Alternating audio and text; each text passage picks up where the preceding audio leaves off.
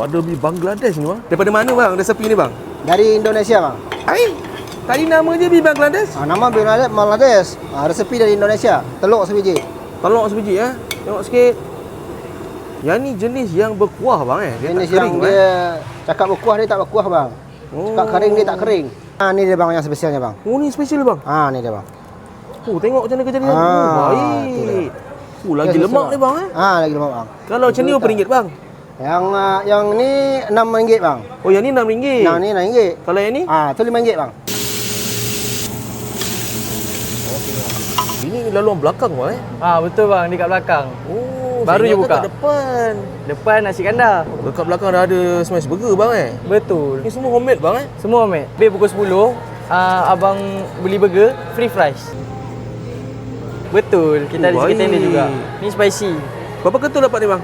5 ketul bang, pekat bang. Ni pun homemade bang.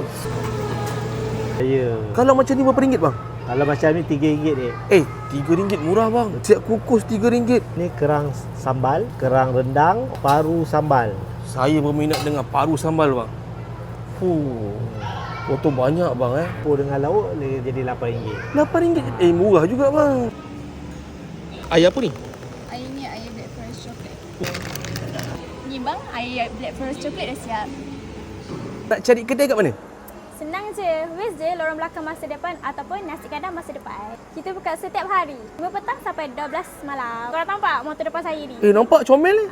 So inilah kita punya hadiah lucky draw.